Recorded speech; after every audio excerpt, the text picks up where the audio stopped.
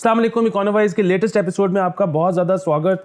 और हम पिछले कुछ हफ्ते गायब रहे, उसकी वजह मेरा मुल्क में ना होना था, लेकिन अब मैं वापस आ गया हूं और आज आपको इसी खुशी में हम देने लगे हैं एक लंबा एपिसोड। आज हम डिस्कस करेंगे बायजू के सीईओ क्यों रोए, इलेक्शंस अगर टाइम पे ना हुए तो इकोनॉमी पर क्या असरात पड़ेंगे, SIFC और LIFC किन बलाओं का नाम है, पिछले 3.5 साल से ज़्यादा कर्जा सिर्फ पिड्डम की हुकूमत में कैसे चढ़ गया, और आपका एक सवाल जो बहुत ज़्यादा आता है, बल्कि सवाल भी नहीं वो कमेंट होता है, आज उसको हम डिस्कस करेंगे इंट्रो के बाद।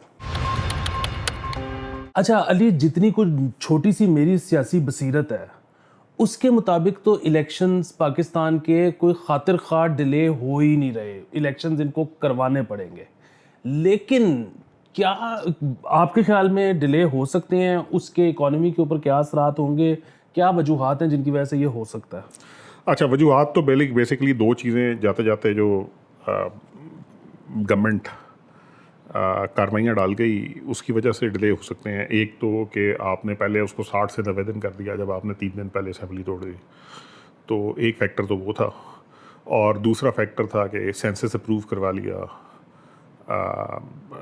बेसिकली जो होती है काउंसिल ऑफ कॉमन इंटरेस्ट से। तो उसके बाद सेंसस के बाद अब एक कानूनी मुशगाफी ये पैदा हो गई है कि डीलिमिटेशन करनी पड़ेगी नए सेंसस की बेस पे इलेक्शन से पहले। तो अब इलेक्शन कमीशन कह रहा है कि जी हम डीलिमिटेशन 15 दिसंबर तक कर सकेंगे, विच बेसिकली मीन्स कि 15 दिसंबर तक तो हल्के बनेंगे, तो उसके बाद जाहिर सी बात है आपको 2-3 महीने तो कैंडिडेट्स को देने पड़ेंगे इस चीज़ के लिए कि वो अपनी कैंपेन कर सकें, कागज़ फाइल कर सकें, बैलेट पेपर्स पब्लिश होने, वो सारा प्रोसेस। तो 2 महीने तो मिनिमम इसके लिए चाहिए होंगे। तो गुंजाइश तो निकालने का रास्ता दिखा दिया गया था। हमने मेरा ख्याल है पहले भी ये बात की थी कि PMLN जो है ये पंजाब और KP के इलेक्शन के हवाले से भी वो खौफज़दा नज़र आ रहे हैं इस वक्त इलेक्शन में जाने से। शायद ये मसला PDM के बाकी जमातों का उतना ज़्यादा नहीं है जितना ये PMLN का है। और उसकी वजह जो मतलब अगेन अपरेंटली नज़र आती है, आप लोगों PMLN वालों से भी बात करें तो वो है कि एक तो ये जो इन्फ्लेशन है इसका सबसे ज़्यादा इम्पैक्ट ऑफ कोर्स PMLN पे हुआ है। और दूसरा ये है कि इस सारे चक्कर में PTI और इमरान खान साहब जो हैं उनकी पंजाब में और ख़ास तौर पर पंजाब के शहरी इलाकों में मकबूलियत बहुत ज़्यादा बढ़ गई है इस सारे चक्कर में। जाहिर सी बात है, मतलब पार्टली शायद इमरान खान साहब की वजह से हो, बट पार्टली शायद रिएक्शन। तो PMLN इस वक्त ज़रा थोड़ा सा खौफज़दा है इलेक्शन में जाने से, और इसी वजह से इन्होंने ये सब कुछ किया था। दूसरा ये है कि हमारी रियासत क्योंकि बेसिकली एक कलोनियल रियासत है, तो रियासत के जो दायमी इदारे होते हैं, भले वो ब्यूरोक्रेसी है, भले वो फ़ौज है, वो वैसे ही चाहते हैं कि मतलब क्या तरद्दुद करना है इलेक्टेड गवर्नमेंट का, मामलात किसी न किसी तरह अनइलेक्टेड अनआंसरेबल तरीके से चलाए जाते हैं। ज़ाहिर सी बात है वो ख्वाहिशात भी फिर सामने आएंगी। अब कल जो केयर टेकर कैबिनेट आई है, मतलब इसमें एक्चुअली कई ब्यूरोक्रेट इंडक्ट हुए हैं। अच्छा, ब्यूरोक्रेट्स की कैबिनेट में इंडक्शन जो है ना, ये इससे पहले हुई थी सिर्फ 1978 में जब ज़ियाउल हक साहब ने कैबिनेट बनाई थी। गुलाम इसाक खान साहब जो उस वक्त सेक्रेटरी फाइनेंस थे, उनको वज़ीर ख़जाना बना दिया गया था, और इस तरह दूसरे ब्यूरोक्रेट भी थे जिनको सर्विस में इंडक्ट कर लिया गया था।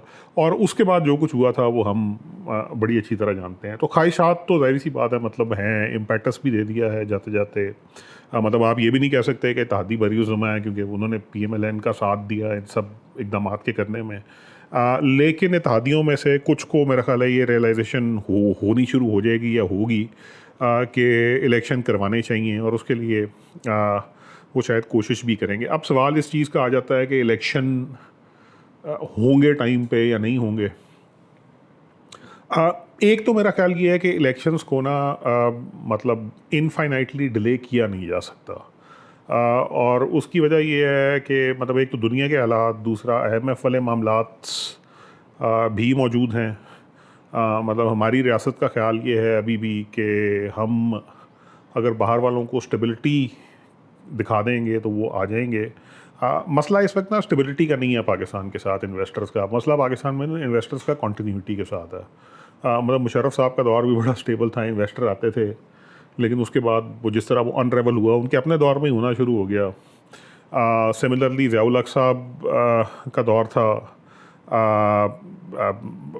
इन ऑल फेयरनेस सेम पेज की वजह से पीटीआई का दौर भी बड़ा मतलब स्टेबल समझा जाता था शुरू के 2-2.5-3 साल, लेकिन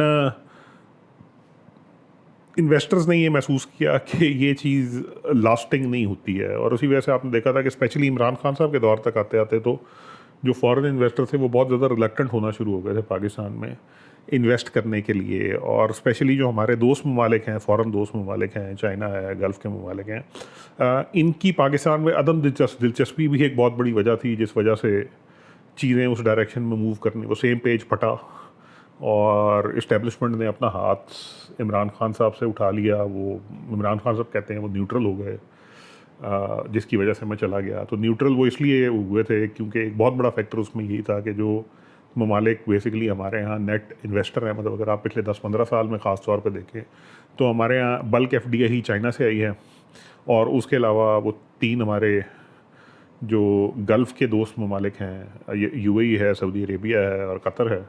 तो हमारे यहाँ तो बेसिकली ये 4 बड़े सोर्स बन चुके हैं अब किसी भी फॉर्म में इन्वेस्टमेंट के या इवन डेट फाइनेंसिंग के भी। तो वो उन्होंने हाथ खड़े कर दिए थे क्योंकि उनको अब स्टेबिलिटी नहीं चाहिए थी। अब भी मेरा ख्याल है जो कैबिनेट आई है 24 बंदों की केयर टेकर कैबिनेट यार, मतलब और वो इंतज़ामी मामला पंजाब की केयर टेकर कैबिनेट, मेरा नहीं ख्याल है कि इससे कोई बहुत ज़्यादा फ़र्क पड़ने वाला है, और बहुत जल्दी ये इकोनॉमिक रियलिटी मेरा ख्याल है सिंक इन करेगी। इवन आईएमएफ ने जो 9 महीने का प्रोग्राम दिया था वो भी इसीलिए दिया था बिकॉज आईएमएफ का ख्याल है कि एक प्रॉपर प्रोग्राम जो है वो अगली इलेक्टेड गवर्नमेंट के साथ जिसके पास 5 साल का मैंडेट हो उसी के साथ निगोशिएट किया जा सकता है, किसी केयर टेकर गवर्नमेंट के साथ निगोशिएट नहीं किया जा सकता। हमारे वो दोस्त हैं एक नजर साहब, वो इनफैक्ट बड़ा अच्छा किस्सा सुना रहे थे एक्चुअली। वो मतलब उन्होंने रिमाइंड कराया हमें कि जब बेनज़ीर भुट्टो साहबा की हुकूमत को 1996 में ख़त्म किया गया तो उस वक्त हुआ ये कि शाहिद जावेद बरकी साहब जो थे ये बेसिकली बैनुल अक़वामी मालियाती इदारों का इनका बहुत ज़्यादा तजर्बा था। इनको कहा गया कि, और ये बेनज़ीर भुट्टो साहबा के ख़िलाफ़ उससे पहले उनकी हुकूमत की काफ़ी तनकीद वगैरह भी करते थे। तो इनके आई थिंक आईएमएफ के साथ तजर्बे की वजह से ये फ़ैसला किया गया कि इनको वज़ीर ख़ज़ाना बनाया जाए, क्योंकि इनकी आईएमएफ के साथ निगोशिएट कर सकेंगे और उससे वो सेटअप को लंबा चलाने में आसानी होगी। तो वो आईएमएफ की जो स्टाफ, आईएमएफ के साथ जो इनकी मीटिंग थी दुबई में जो होनी थी, बरकी साहब वहाँ चले गए और आईएमएफ ने इनसे बात करने से भी इनकार कर दिया। मतलब आईएमएफ की टीम वहाँ आई ही नहीं थी। उनका कहना था कि इनके पास मैंडेट ही नहीं है कि इनके साथ हम किसी भी लॉन्ग टर्म प्रोग्राम के लिए निगोशिएट कर सकें। जब कोई भी हुकूमत ऐसी आएगी जो मुंतखब हुकूमत होगी जिसके पास मैंडेट होगा, हम उसी से बात करेंगे। और शायद उस वक्त भी फ़ारूक लगारी साहब का ख्याल यही था कि, और शायद हमारे मुख्तलिफ हलकों का भी ख्याल यही था कि उस बंदोबस्त को कुछ देर के लिए खींचा जाए, लेकिन फिर उनको मजबूरन इलेक्शन की तरफ जाना पड़ा था। ये एक बहुत बड़ा फैक्टर था उस सारे चक्कर में आईएमएफ की वो रिलक्टेंस। तो एक तो मेरा ख्याल है कि आईएमएफ के प्रोग्राम के अंदर ही इनको अगले महीने इनके रिव्यू के मुज़ाकरात ड्यू हैं। शमशाद अख्तर साहबा कॉम्पिटेंट हैं, इसमें कोई शक नहीं है, लेकिन शमशाद अख्तर साहबा के पास मैंडेट नहीं है। तो जब वो वहाँ जाएंगी तो मेरा ख्याल है ये सिग्नल बड़ा क्लियर आ जाएगा कि आईएमएफ बहुत इंसिस्टेंट होगा इस चीज़ के ऊपर कि आप इंतखाबात की तरफ जाएं। तो ख्वाहिश तो ज़रूर है, मतलब ख़ास तौर पर पाकिस्तान मुस्लिम लीग नवाज़ जो पिछली हुकूमत छोड़ के गई थी, और हमारी जो रियासत के दायमी इदारे हैं जो परमानेंट इस्टेब्लिशमेंट बोलते हैं जिसको, वो भी चाहेंगे कि मामलात इस तरह चलते रहें। ये जो 24 बंदों की कैबिना है, फिर पंजाब और केपी के अंदर जो चीज़ों को ट्रैक किया जा रहा है, लेकिन मेरा नहीं ख्याल है कि दुनिया में इस वक्त हालात ऐसे हैं कि इसको डिले किया जा सके। हाँ, एक चीज़ होगी, जिस तरह वो हमने 9 महीने वो डार साहब वाली ज़िद पे सफ़र किया है, तो हो सकता है कि फिर दोबारा यही फ़ैसला हो कि नहीं, हम ज़रा स्टैंड लेंगे दुनिया के सामने। तो हो सकता है कि वो स्टैंड लेने में 9-10 महीने ज़ाया हो जाएं, लेकिन उसकी इकनॉमिक कॉस्ट होगी और बहुत ज़्यादा होगी। जिस तरह हमने वो मिफ्ता साहब को हटा के डार साहब को लाने, और उसके बाद फिर मैं आईएमएफ को क्या कहते थे वो आईएमएफ को, आई डोंट केयर। तो वो हो सकता है एक दफ़ा फिर कोई सोचे बैठ के कि आई डोंट केयर कहा जा सकता है पहले भी, लेकिन नाक से लकीरें उन्होंने डार साहब की से ही निकलवाई थी। उन्होंने सब कुछ इफेक्टिवली डार साहब से करवाया था। 2 दफ़ा पेट्रोल 2 हफ्ते में महंगा करवाया उन्होंने डार साहब से जाने से पहले। उसके बाद उन्होंने कहा कि अच्छा ठीक है, अब आप यू केयर। तो अभी भी मेरा ख्याल है ऐसा ही होगा, लेकिन मुल्क के हालात भी इस तरह के नहीं है, माशी मसल इतना है। हमारे दोस्त ममालिक ये चीज़ मेरा ख्याल है बहुत क्लियरली कैटेगोरिकली बता चुके हैं। अगर किसी को समझ नहीं आ रही अंग्रेज़ी तो या कोई भी ट्रांसलेटर की अंग्रेज़ी तो शायद वो एक और मसला हो, बट वो बहुत क्लियरली बता चुके हैं कि हम पाकिस्तान में सिर्फ उस वक्त इन्वेस्ट करना शुरू करेंगे जब पाकिस्तान को बेसिकली मल्टीलैटरल अप्रूवल होगा, विच बेसिकली मीन्स कि पाकिस्तान के पास IMF के प्रोग्राम चल रहा होगा, वर्ल्ड बैंक के डेवलपमेंट लोन, ADB के डेवलपमेंट लोन आ रहे होंगे, तो उसके बाद हम भी बड़े कंफर्टेबल होंगे कि यहाँ पर फिस्कल डिसिप्लिन भी है, यहाँ पॉलिसी के अंदर भी पॉलिसी मेकिंग में भी डिसिप्लिन है। अदरवाइज़ बहुत मुश्किल है। तो मेरे ख्याल में मतलब इलेक्शन डिले करने की कोशिश ज़रूर की जाएगी। इलेक्शन डिले हो भी सकते हैं, लेकिन इलेक्शन इनडेफिनेटली डिले नहीं किए जा सकते, और उसकी सबसे बड़ी वजह जो है वो इस वक्त आपके माशी हालात हैं। अच्छा, दूसरी जो खबर आई है ना, वो बल्कि मतलब स्टेट बैंक की मेरे ख्याल में रिपोर्ट है कि PDM गवर्नमेंट के जो 13-14 महीने थे, 15 शायद, उसमें 18.5 ट्रिलियन पब्लिक डेट जो है 15 महीनों में वो बढ़ गया है, और ये उन 3.5 सालों से ज़्यादा है जो PTI गवर्नमेंट के थे।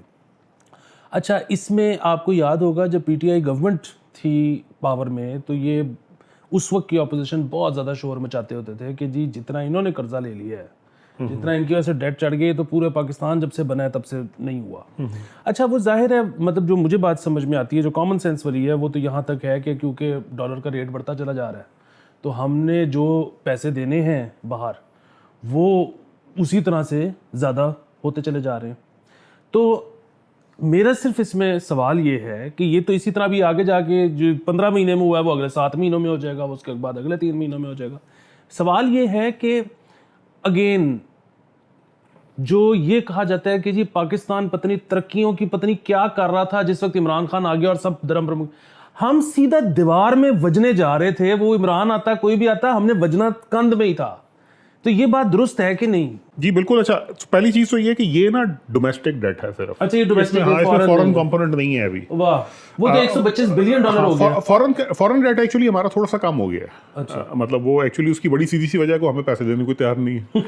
तो वो जो पिछले लोगों के देने थे उसमें से वो कहते हैं अच्छा चलो आधे दे दो, वो जिस तरह होता है। मतलब वो आपके कर्जदार भी जो आपके साथ करेंगे कि अच्छा ठीक है चलो तुमने मेरा लाख रुपए देना है, 25,000 दे दो, 75 बाद में दे देना, इस तरह। तो वो बेसिकली उस वजह से थोड़ा सा फॉरेन, अगर मैं गलती पे नहीं हूँ थोड़ा सा, लेकिन ये डोमेस्टिक है। अच्छा, अब ये डोमेस्टिक डेट में ना 2-3 बड़ी मज़े की चीज़ें हैं। वो मज़े की चीज़ें ये हैं कि ये है 15 महीने, अप्रैल में ये हुकूमत आई थी, जून तक के मामलात है ये। 15 महीने का मतलब ये बनता है कि अगर हम 250 रुपये का डॉलर लगाएं जो मीन होगा इस सारे अरसे में, तो ये को तकरीबन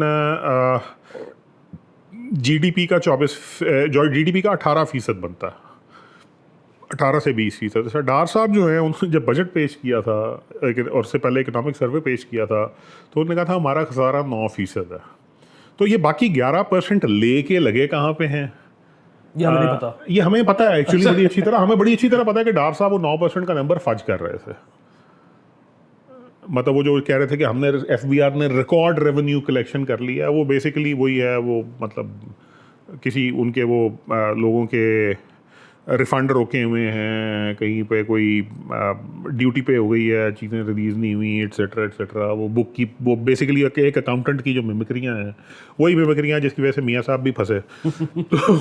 तो ये वो चीज़ है, उसके अलावा कुछ नहीं है। वरना फ्रैंकली मतलब हुकूमत ने इतना मज़ीद कर्जा ले लिया 15 महीने में। चले हम एज्यूम करते हैं कि हर महीने इक्वल होगा, तो इसका मतलब ये है कि इसका को तकरीबन 80% पिछले एक फिस्कल ईयर में लिया गया। ठीक है, वो जो पिछला एक फिस्कल ईयर में इसका जो 80% लिया गया वो कुछ 14-15 ट्रिलियन के आसपास बनता है। 14-15 ट्रिलियन जो है वो उस साल के GDP के हिसाब से अगर आप देखें तो उसका कुछ 18-20% बनता है। अब 18-20% अगर आपने कर्जा लिया है हुकूमत ने, तो ज़ाहिर सी बात है कि हुकूमत के आमदनी और अखराजात में कोई फ़र्क था जिसकी वजह से कर्जा लिया गया है। क्योंकि आपकी PFDP की सारी स्कीम भी बजट में आती हैं, अकाउंटेड फॉर होती हैं, आपकी दूसरी चीज़ें भी होती हैं। तो इसका मतलब ये है कि वो जो बजट खजारे की फ़िगर डार साहब देते फिर रहे थे और वो जो रिकॉर्ड FBR कलेक्शन की फ़िगर डार साहब देते फिर रहे थे, वो फेक फ़िगर्स थी। अच्छा, ये तो हो गई पहली बात। अच्छा दूसरी बात, जो आपका सवाल है, आपकी बात बिल्कुल सही है। मतलब PMLN की हुकूमत जब आई थी 2013 में, हम पहले बहुत दफ़ा बात कर चुके हैं कि मतलब उसामा बिन लादेन के बाद और दुनिया के हालात की वजह से हमारी फॉरेन एड, उसका बेहतरीन तरीका ये था कि हम अपनी बेल्ट टाइटनिंग करते, हम हुकूमत का साइज़ छोटा करते, अखराजात कम करते, एट्सेट्रा एट्सेट्रा। वो हमने किया नहीं। डार साहब आए जब पिछली दफ़ा मियाँ साहब के साथ, बड़े मियाँ साहब के साथ, तो इन्होंने बेसिकली अन्य कर्जे लेने शुरू कर दिए, जिसका नतीजा एक्चुअली यही था कि वो हम कानों में बजने वाले थे, इमरान खान और नो इमरान खान। अच्छा, अब उसमें लेकिन इशू ये है कि कहीं ना कहीं ये रियलाइजेशन आनी चाहिए थी। मतलब इमरान खान साहब के पास शायद ये मौका था कि वो कोशिश करते कि हुकूमत का साइज़ छोटा करें, खर्चे कम करें, ब्यूरोक्रेसी को काबू में लाएँ, इवन मिलिट्री के अखराजात जो हैं उसके ऊपर एक सीरियस रिव्यू करें कि उसमें से कितने ऐसे हैं जो कॉम्बैट रिलेटेड एक्सपेंसेस हैं, कौन से हैं जो नॉन कॉम्बैट हैं, नॉन कॉम्बैट की पर्क्स वगैरह को ख़त्म करें। ये सब कुछ उनको भी करना चाहिए था। फिर सिमिलरली हमारे कई सेक्टर ऐसे हैं जिनके ऊपर आज भी टैक्स कलेक्शन बहुत वीक है। मतलब एग्रीकल्चर को बड़े आराम के साथ पंचिंग बैग बनाया जाता है, बट वो प्रोविंशियल एग्रीकल्चरल इनकम टैक्स के बाद वो इतना बड़ा मसला रहा नहीं है। ज़्यादा बड़ा मसला जो है अब वो रियल एस्टेट है, जहाँ पे आपका बल्क कैपिटल डंप होता है और वहाँ टैक्सेशन इफ़ेक्टिवली ना होने के बराबर है। सिमिलरली जो आपकी बड़ी मतलब मुझे उसको कहते हैं कि आपके जो हैवी हिटर हैं, मतलब जो आपके हाई नेटवर्थ इंडिविजुअल हैं, उनके ऊपर भी टैक्सेशन का सिस्टम मज़ीद इफ़ेक्टिव बनाने की ज़रूरत है। टैक्स कलेक्शन के अंदर बहुत से लूप होल हैं, मतलब लोग 4-4 कनाल के घर में रहते हैं DHA में, और इफ़ेक्टिवली उनकी अगर आप टैक्सेशन देखेंगे, टैक्स फाइलिंग ही नहीं होगी। मतलब 4 कनाल का घर DHA में लेना और टैक्स फाइलिंग ना होना इज़ अगेन समथिंग क्वेश्चनेबल। तो इमरान खान साहब के पास के मौका था इसमें। वैसे तो अल्लाह ही बेहतर जानता है, सॉरी आपकी बात काट रहा हूँ, लेकिन इस तरह की भी अजम्पशंस हैं कि जिस वक्त इमरान खान साहब आए, और ज़ाहिर है हमने IMF के पास जाना था, लेकिन असद उमर साहब फाइनेंस मिनिस्टर थे और वो जा नहीं, मतलब वो कहते हैं कि जब तक मुझे अच्छी टर्म्स नहीं मिलेंगी मैं नहीं करूँगा। तो कहीं इन सब के जहन में था कि हम तो 1 पेज वाले हैं, तो शायद हम बारगेन कर सकते हैं, क्योंकि उतनी देर तक शायद इदारे हुकूमत अपनी बेल्ट टाइट करेंगे हमारे लिए, जबकि उनको फिर अपनी ही हुकूमत और इदारों से मैसेज ये मिला कि कितने मामा जाओ। अच्छा, मेरा अपना ख्याल है, अगेन मतलब हो सकता है मैं गलत हूँ, मेरा ख्याल है इमरान खान साहब ने कोशिश ही नहीं की इस चीज़ की। मतलब वो कोशिश नहीं की कि मैं आपको उस तरह बता सकता हूँ कि मतलब उसका फिर इमरान खान साहब के बाद जब ये हुकूमत आई तो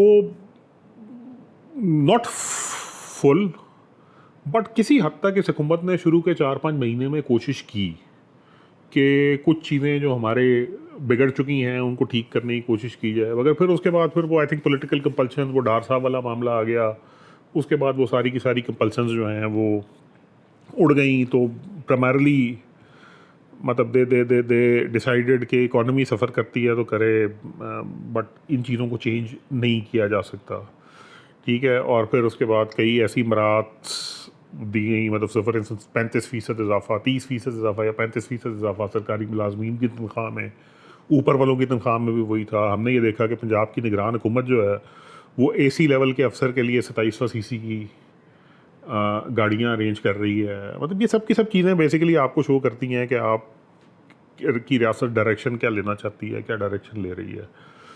मतलब AC के पास मतलब फ्रैंकली गाड़ी होना ना होना, मतलब वो बिल्कुल एंट्री लेवल जॉब है। उसके पास शायद गाड़ी होने को ही क्वेश्चन करना चाहिए कि उसके पास गाड़ी क्यों हो, मतलब वो अपनी बाइक पे भी फिर सकता है। It's an entry level job. उसके बाद हाँ, मतलब ये पहली पोस्टिंग होती है किसी की भी, और सिर्फ मतलब यही AC साइड पे बात नहीं, इफ़ेक्टिवली हर गवर्नमेंट ब्रांच के अंदर मामलात इसी तरफ जा रहे हैं। लेकिन कोई मतलब वो जिसको कहते हैं ना, तो कुछ संजीदा कोशिश नहीं है। और वो आपकी बात बिल्कुल सही है कि जिस ट्रैजेक्टरी पे हम जा रहे हैं, अगर हम इसको फिक्स करने की कोशिश नहीं करते तो दीवार में लगे ही लगेंगे। मतलब ये गिवन है ना, मतलब वो तवक्को उम्मीद यही है कि जी हमें हर दफ़ा कोई ना कोई आके रेस्क्यू कर लेता है, तो इस दफ़ा भी हमें कोई रेस्क्यू कर लेगा। ये चीज़ मेरा ख्याल है 12-15 महीने जो पिछले गुजरे हैं, इसमें बड़ी क्लियर हो जानी चाहिए कि रेस्क्यू करने वाले जो है ना, वो अब आपको सिर्फ सांस देने तक को तैयार हैं, मतलब वो अब आपको रेस्क्यू करने को तैयार नहीं है। मतलब वो कहते हैं कि ये चीज़ें करें तो हम आपको यहाँ से यहाँ तक पहुँचा दें, 3 महीने हम आपका, मतलब अगले 3 महीने की आपकी पेमेंट्स का रोल ओवर कर देंगे, लेकिन आपको, मतलब आपके अंदर हम पैसा उस वक्त डालेंगे जब हमें ये तसल्ली होगी कि अब आप मतलब अपना आप ठीक करने को तैयार हैं। और वो तब तक हो नहीं सकता फ्रैंकली जब तक ब्यूरोक्रेसी ना हो। मतलब अखबारों में ये रिपोर्ट हुआ था कि ये जो वो क्या काउंसिल बनाई है वज़ीर आज़म साहब ने, उसकी मीटिंग में आसिम मुनीर साहब ने कहा कि जी फ़ौज को कोई शौक़ नहीं था, लेकिन वो दुनिया में जहाँ भी जाता हूँ वो कहते हैं जी आपकी ब्यूरोक्रेसी हमें इन्वेस्टमेंट में बहुत ज़्यादा तंग करती है। तो ब्यूरोक्रेसी तंग करती का मतलब ये होता है कि you actually have a very large government. और अभी आसिम मुनीर साहब अंदर आए हैं, काफ़ी इम्कान यही है कि साल एक बाद आसिम मुनीर साहब के सरकारी महकमे के साथ बाहर वालों को ये शिकायत हो। बिल्कुल ठीक है। अच्छा, बाइजू सीईओ जो हैं इंडिया में एक एजुटेक स्टार्टअप के, वो कहीं रो पड़े हैं क्योंकि कोई क्राइसिस है इस फील्ड में, वो क्या है? जी बेसिकली सो एक चीज़ ना यहाँ पर, इंडिया बेसिकली जो है वो, मतलब टेक की बहुत ज़्यादा ग्रोथ है वहाँ पे, टेक वेंचर्स की बहुत ज़्यादा ग्रोथ है। बहुत सा कैपिटल वहाँ फ्लो कर रहा था। अच्छा, अब कैपिटल फ्लो करने में ना यार एक चीज़ है, और वो ये है कि साइकिल अंडरस्टैंड करना बहुत ज़रूरी है। जिस तरह का tech startup scene India Pakistan में है, ये basically re inventing the wheel वाला मॉडल है।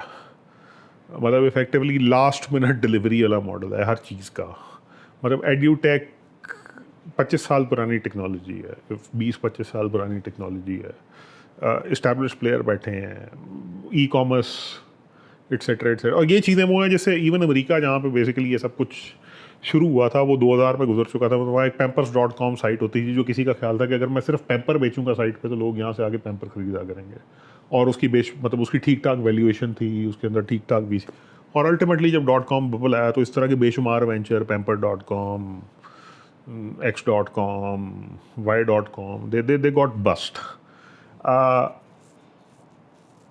ये मतलब इफेक्टिवली, मतलब अगेन सीधी सी बात, हमारी इकोनॉमीज इंडिया है, पाकिस्तान है, एट्सेट्रा, हम effectively primitive back and economies हैं और हमें ग्रो करना है। मतलब यहाँ पर चीज़ें इंप्रूव करनी है, लेकिन वो चीज़ें इंप्रूव करने में मतलब जो कहते हैं ना कॉमन सेंस का साथ छोड़ देते हैं। मतलब edtech is nothing but a trading business, e commerce is nothing but retail, B2B e commerce is nothing but परचून का काम, वो सॉरी होलसेल का काम। ठीक है, तो ये वाली चीज़ें जो है ना, तो उस वजह से बेसिकली वो एक इन्वेस्टर फ्रेंडली टेक है, ये सब कुछ हो जाएगा। मतलब उसकी वैल्यूएशंस फिर मतलब रिटेल बिजनेस के तौर पे या एक लर्निंग बिजनेस के तौर पे नहीं होती। वो कहते हैं नहीं जी इसके ना गूगल मल्टीपल लगने चाहिए, विदाउट रियलाइजिंग कि गूगल मल्टीपल तब लगेगा when you actually have an underlying technology which masters search, which is solving a problem which has not been solved by anyone in the most efficient way। ठीक है, तो वो जब नहीं हो, सो फॉर इंस्टेंस मतलब उसकी एक मिसाल ये है कि जब गूगल आया था तो याहू जो उससे पहले डोमिनेंट होता था वो बिल्कुल टके टोकरी हो गया था।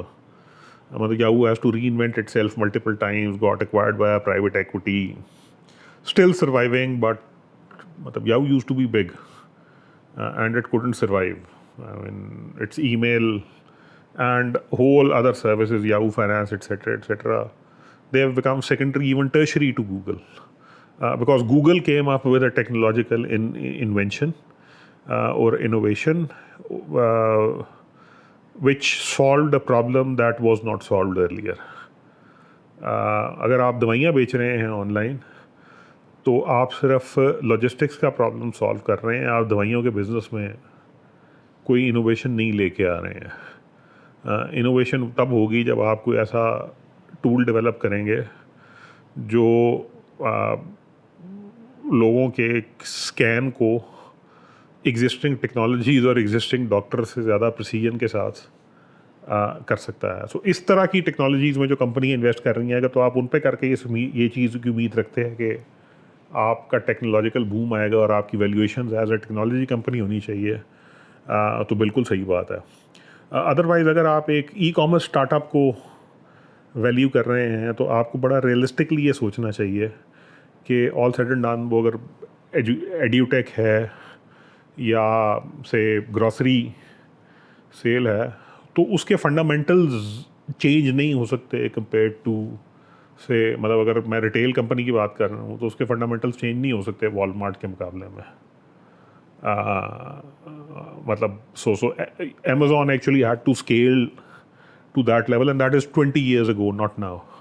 So with Amazon and Alibaba sorting that logistics thing out in their respective territories and a few other, ठीक है, others don't, others basically, so what these ये वाले जो टेक एंटरप्रेन्योर होते हैं डीप डाउन ये वाई इस चीज़ के लिए कर रहे होते हैं कि हम ना कस्टमर एक्यूमुलेट करते रहेंगे और हमारी मार्केट बड़ी है. ऐसे India is the second largest market in terms of largest market in terms of population in the world.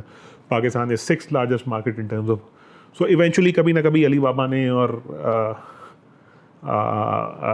Amazon ने आना तो है यहाँ पे. इतनी बड़ी मार्केट छोड़ेंगे तो नहीं, तो हम नंबर एक्यूमुलेट करके रखेंगे, तो जब वो आएंगे तो वो हमें ही एक्वायर कर लेंगे. बट इन्वेस्टर को ये बता रहे होते हैं कि पाजी ये नवा गूगल है.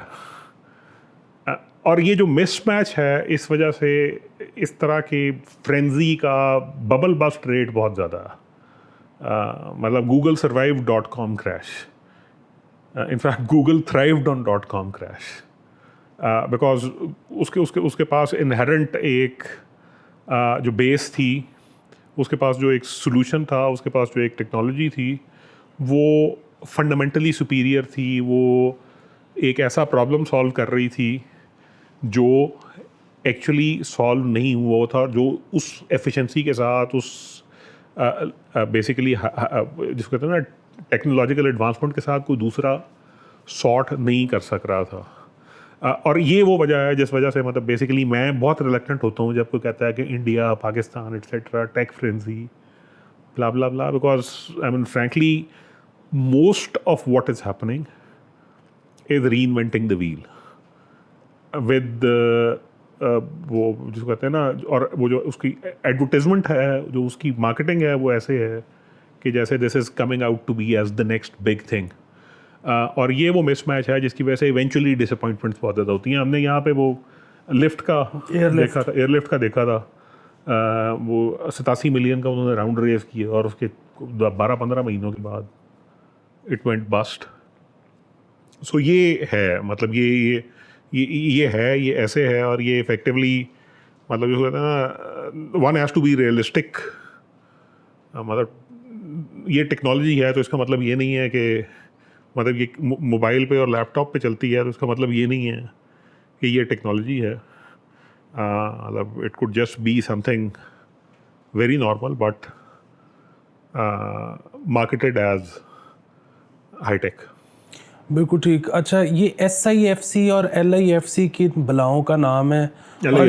LIS और ये वो इसमें वो भी है, वो जो इन्होंने बंजर ज़मीनों से हमें अरबपति कर देना. जी वो बेसिकली ना SIFC है जो वज़ीर आज़म साहब शहबाज शरीफ साहब ने जाते जाते काउंसिल बनाई थी कि ये सरमायाकारी लाएगी, वन विंडो ऑपरेशन, जिसके बारे में हम थोड़ी देर पहले बात कर रहे थे कि वहाँ पे आसिम मुनीर साहब ने कहा है कि जी हम जब कहीं जाते हैं तो हमें ये कहा जाता है कि आपके यहाँ रेड टेप बहुत है तो हम इसलिए आए हैं, इसमें हमारा दिल नहीं करता फौज का इसमें आने में. लेकिन मसला ये है कि वो ये भूल गए हैं कि वो भी एक सरकारी इदारे ही हैं.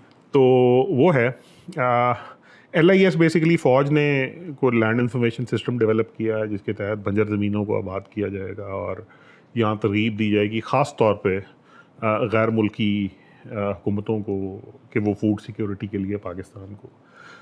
इन दोनों को मतलब इंटेंट इनकी एक ही है. LIS जो है, LIS को 12-13 साल पुरानी चीज़ है, मतलब इन टर्म्स ऑफ कॉन्सेप्ट. ये 2009-10 की बात है आई थिंक. जरदारी साहब के दौर में अमारातियों ने इस चीज़ की कोशिश की थी.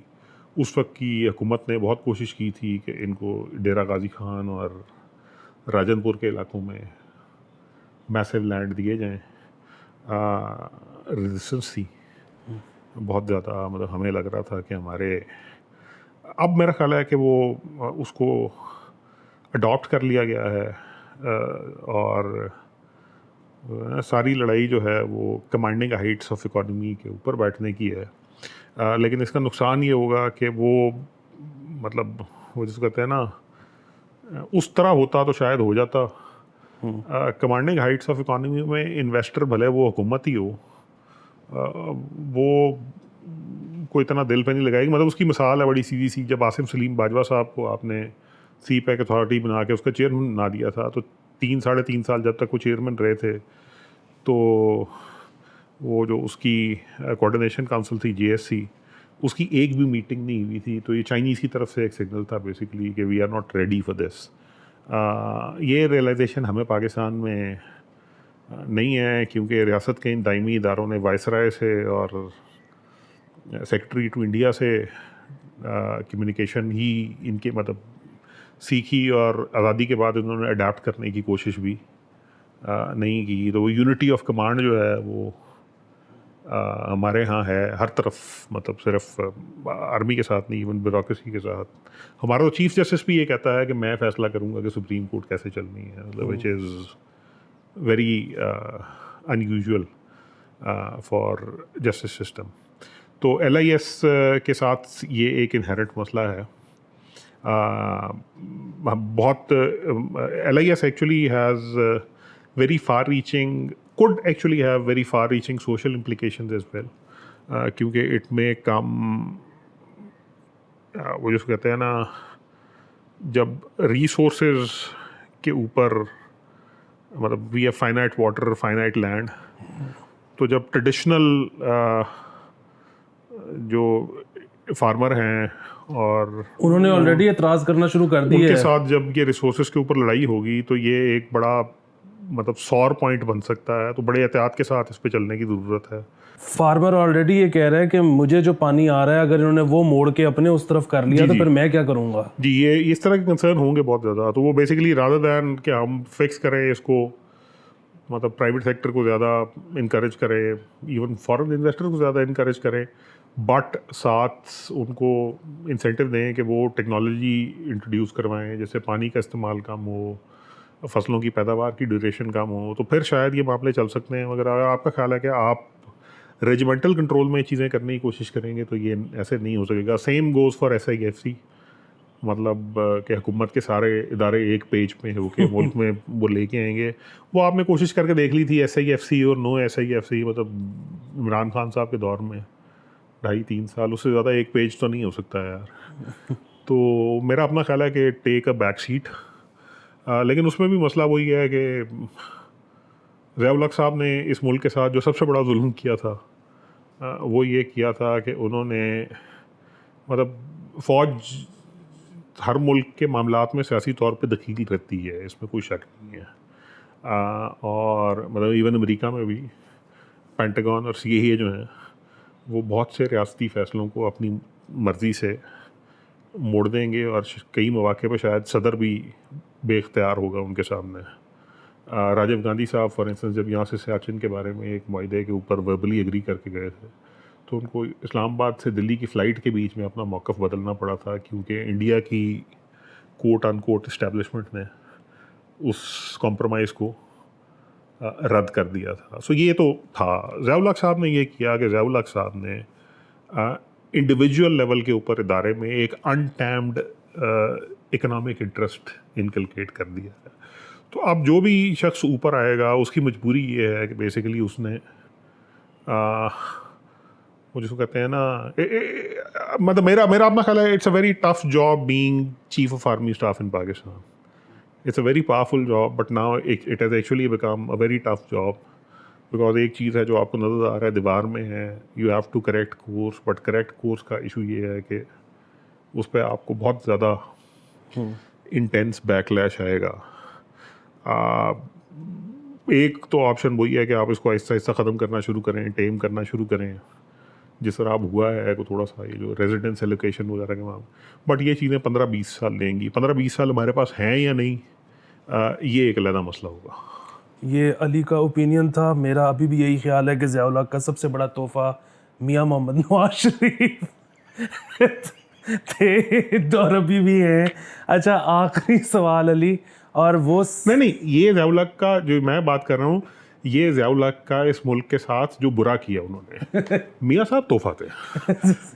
अच्छा, आखिरी चीज़ जो है ना, वो सवाल नहीं, हमें एक कमेंट जो है ना, हम क्योंकि अक्सर इंडिया पे भी बात कर लेते हैं, सही गलत जो भी ओपिनियन होता है हम दे देते हैं, तो कमेंट्स में ना बारहा ये कहा जाता है कि जी इंडिया की तो आपने बात ही नहीं करनी, वो इंडियंस कहते हैं और हम बड़ा रिस्पेक्ट करते हैं उनको। वो कहते हैं जी आपने बात ही नहीं करनी, आप कंपेयर कर ही नहीं सकते, वो अब दुनिया ही कुछ और बन चुकी है, वहाँ पे जो तरक्कियाँ हैं उनका मतलब पाकिस्तान से मुकाबला करना, अब वो बस वो कहते हैं कि आपने छेड़ना ही नहीं उस तरफ।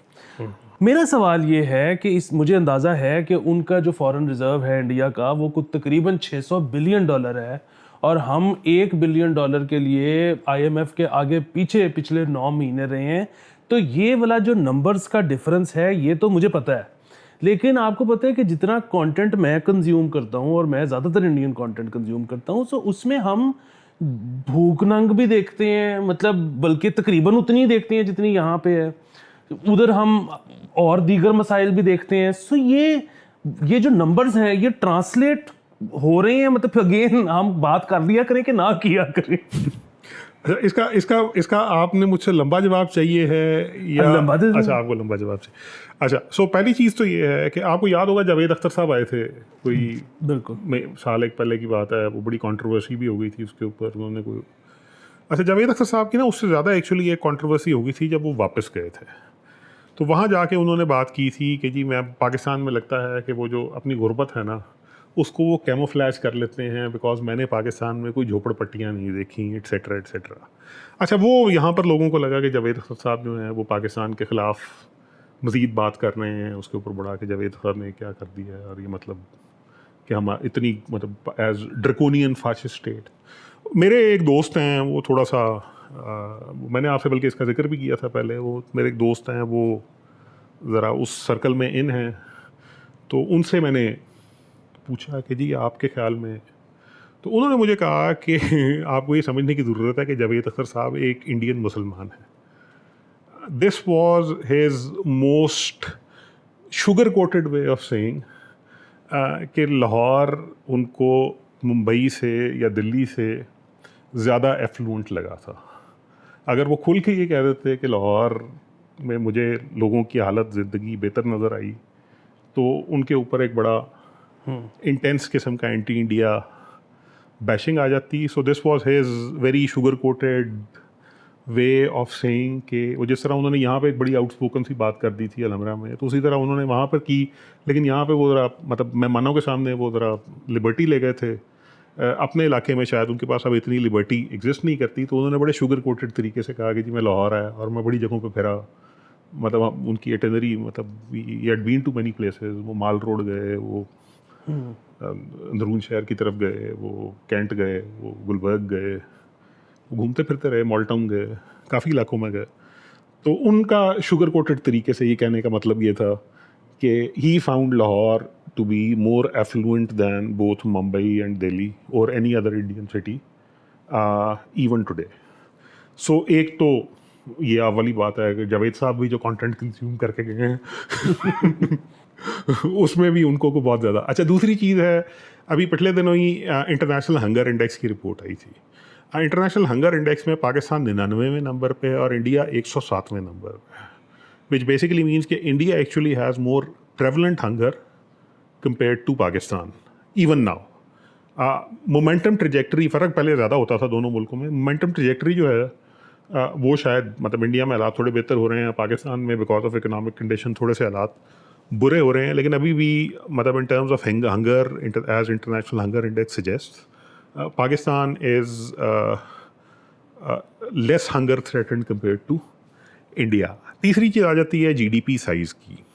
अच्छा, जहाँ तक तो है ना GDP साइज़ का मसला, तो GDP साइज़ के मसले में India will always have a larger GDP than Pakistan, मतलब that's a given, that's a fact, because India has more people. So even if both countries have same amount of productivity, India will have 5 to 6 times bigger, in fact नहीं 7 times bigger economy than Pakistan। हमको by 220-240 million के आसपास हैं, वो को 1.5 अरब के आसपास पहुँचे हुए हैं। तो ये तो होगा, मतलब ये साइज़। दूसरा साइज़ जो है वो फिर उसकी एक अपनी अट्रैक्शन, एक ड्रॉ भी होता है। सो अगर आपके पास पैसा है और आपको लगता है कि 1.5 बिलियन की मार्केट में जाना है वर्सेस एक 240 मिलियन की मार्केट में जाना है, तो आप पहले 1.5 बिलियन की मार्केट में जाएंगे, उसके बाद आप 240 million. So India will always be more. जिस तरह पहले चाइना था, everybody will go to China. मतलब चाइना में और फैक्टर भी है, मतलब चाइना को हम इन दोनों मुल्कों के साथ कंपेयर नहीं कर सकते।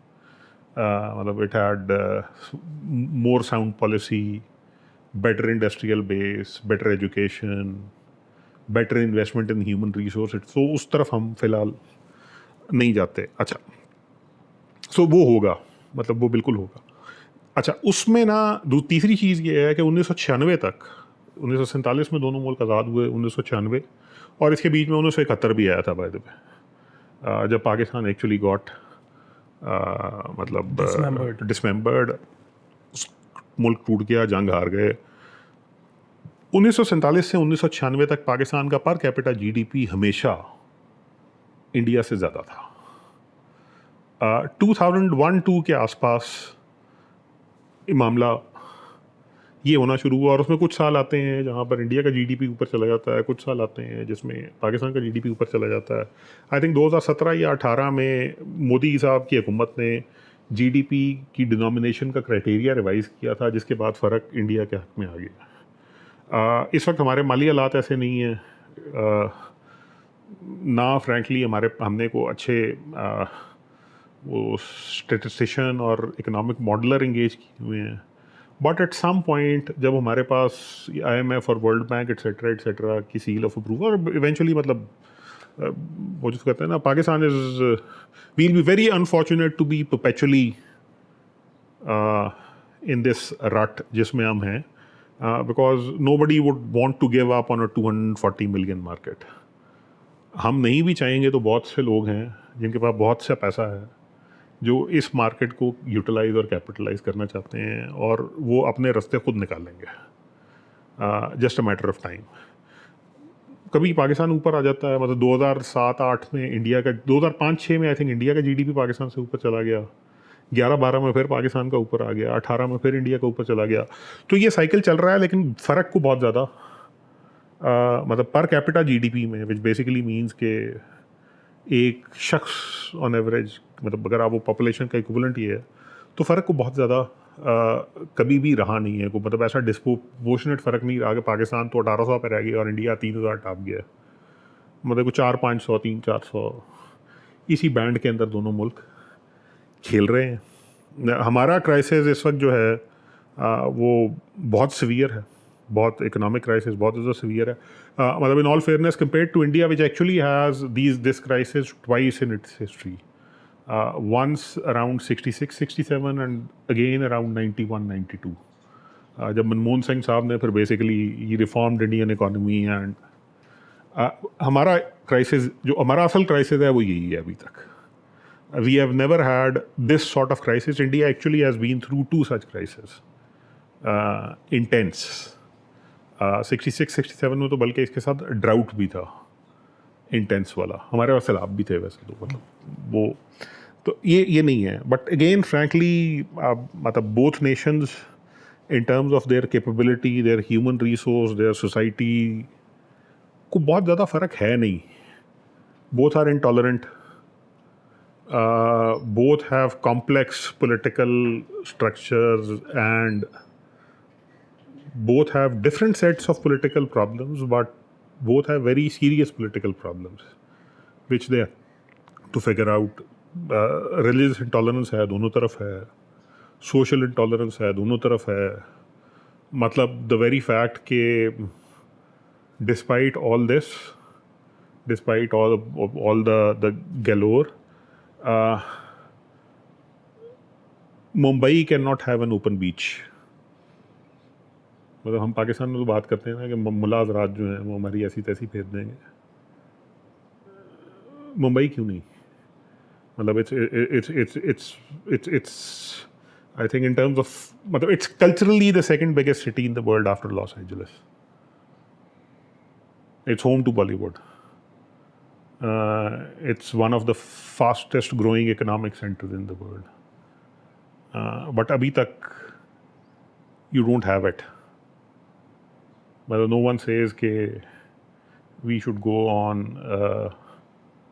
a beach vacation to, we'll go to Bali, we'll go to Phuket, we'll go to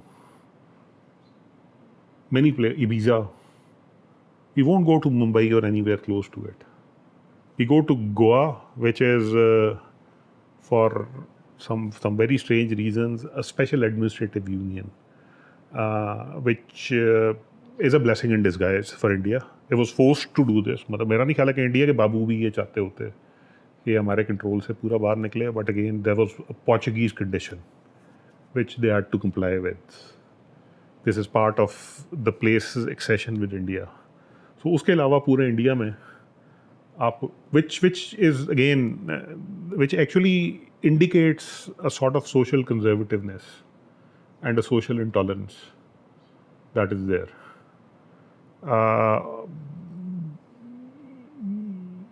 शायद मतलब जो कहते हैं कि रिलीजियस कंजर्वेटिवनेस पाकिस्तान में थोड़ी ज़्यादा हो इंडिया से,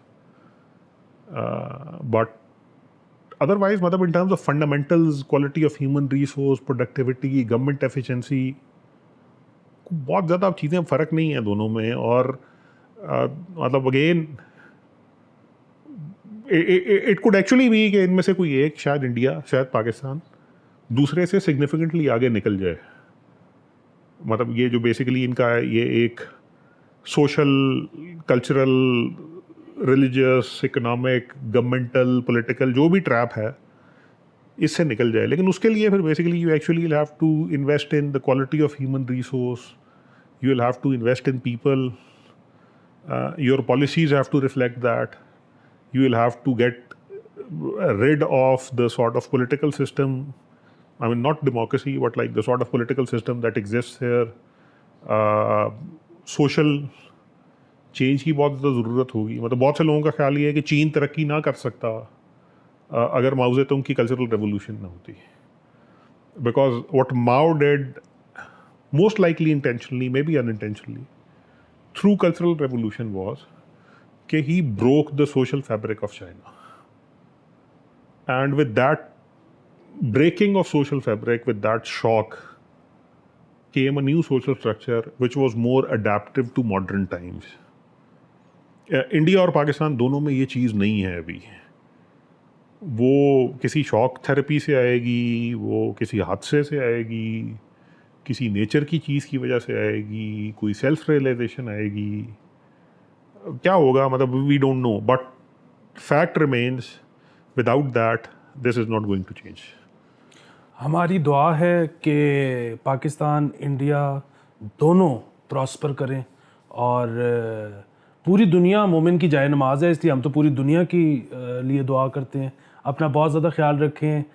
सवाल जवाब कमेंट्स भेजना मत भूलिए और लाइक ज़रूर कीजिए. मिलते हैं अगले हफ्ते.